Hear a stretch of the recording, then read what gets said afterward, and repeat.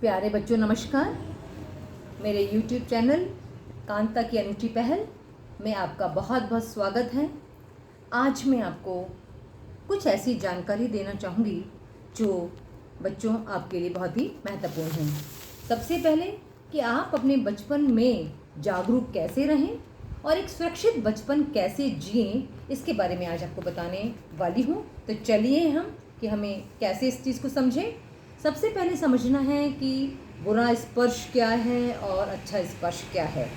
तो बुरा स्पर्श क्या है, हम देखते हैं कि कुछ ऐसी चीज़ें होती हैं, मतलब हमारे शरीर की जो इंद्रियां हैं उनको छूने से हमें पता चलता है कि ये अच्छा स्पर्श है या फिर ये बुरा स्पर्श है। जैसे छूकर, नरम या गरम, सूंघकर, सुगंध या दुर्गंध, चखकर, टेस्टी या कम टेस्टी, सूंघकर, शोर या संगीत, देखकर, गंदगी या फिर सुंदर स्थान। प्यारे बच्चों, अगर आपको कोई होठों, छाती, टांगों के बीच, आगे और पीछे की तरफ कोई छूना चाहे तो आपके लिए एक ये बुरा स्पर्श है, क्योंकि इस स्पर्श में आप अपने आप को असहज महसूस करते हैं। अगर आपको कोई गंदी तस्वीर या कोई वीडियो दिखाता है या कोई मैसेज भेजता है तो इसके लिए भी आप अपने आप को ऐसा सहज महसूस करते हैं। तो बच्चों, इसके लिए आपको ज़रूरी है कि इन सब चीज़ों को समझें और जानें। तो इन सब बातों के लिए आप अपने घर में अपनी मम्मी को ज़रूर बताएं, अपने करीबी जो आपके रिश्तेदार हैं या आपकी करीबी दादी हैं उनको ज़रूर बताएं, और अपने जो टीचर हैं विद्यालय के अंदर उनको आप ज़रूर बताएं। अब हमें समझना है कि अच्छा स्पर्श क्या होता है।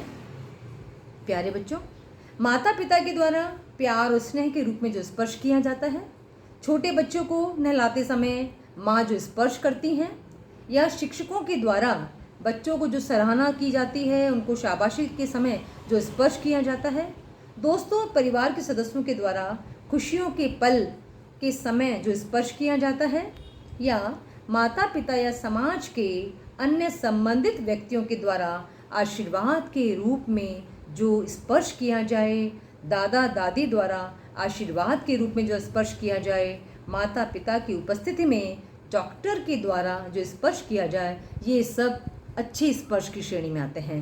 तो प्यारे बच्चों, आपने समझ लिया कि अच्छा स्पर्श क्या है और बुरा स्पर्श क्या है। तो अब हमें ये जानना है कि ऐसी स्थिति में हमें क्या करना होगा, हमें इन सब बातों से सतर्क कैसे रहना है, हमें जागरूक कैसे बनना है। तो सबसे पहले तो आपको चाहिए, यदि आपको पता चल जाए, है ना, कि हमारे घर में कोई अजनबी आने वाला है, तो इसकी सूचना आप अपने घर वालों को ज़रूर दें। दूसरा, संभव हो तो अगर अनजान लोग अगर आपके घर पर आते हैं तो उनको गेट तक ही रोकें, उनको आगे आने ना दें, उनसे ज़्यादा घुले मिले नहीं। साथ ही आपके घर में अगर CCTV है या कोई कुत्ता आपके रखवाली के लिए है तो उसकी डिटेल, उन सब की भी जानकारी रखें। साथ ही यदि आपके घर में कोई पार्सल आया है तो घर वालों को ज़रूर बताएं, फ़ोन करके पूछें और उनसे भी आप सावधान रहें। इसके अलावा और ऐसी कुछ ज़रूरी चीज़ें हैं, ज़रूरी बातें हैं जिनको कि आपको याद रखना बहुत ज़रूरी है। जैसे आवश्यक नहीं है कि बैड टच केवल लड़कों के द्वारा ही हो, लड़की के द्वारा भी हो सकता है। ये भी आवश्यक नहीं है कि वो लड़कियों के साथ ही होता है, बच्चों लड़कों के साथ भी हो सकता है। और ये भी आवश्यक नहीं है कि बैड टच करने वाला कोई आपका दूर का व्यक्ति है, वरन आपका करीबी, आपका पड़ोसी या आपका रिश्तेदार भी ये हो सकता है। तो इसके लिए हम क्या करें ऐसा होने पर? सबसे पहले तो ज़रूरी है कि आपको ज़ोर ज़ोर से चिल्लाना होगा, आपको नो या नहीं बोलना होगा। दूसरा, किसी भी जो आपका विश्वसनीय है, चाहे आपकी माँ हैं, चाहे आपकी टीचर हैं, उनको आप ज़रूर बताएं कि आपके साथ में ऐसा कुछ हुआ है। तो इस तरह से मैं चाहूँगी कि आप अपने आप को सुरक्षित रखें। और ऐसी स्थिति में आपको पता ही है, आजकल बहुत सारे ऐसे हेल्पलाइन नंबर भी हैं, आप अपने पास में वो हेल्पलाइन नंबर भी रखें ताकि आवश्यकता पड़ने पर आप उनको कॉल भी कर सकते हैं, उनकी मदद भी ले सकते हैं। तो प्यारे बच्चों, आज मैंने आपको जो एक गुड टच और बैड टच के बारे में जो जानकारी दी है, मुझे लगता है कि आप इन सारी अच्छी जानकारियों को समझ करके अपने जीवन को सुरक्षित बना सकोगे और एक अच्छा जीवन जी पाओगे। तो थैंक यू सो मच।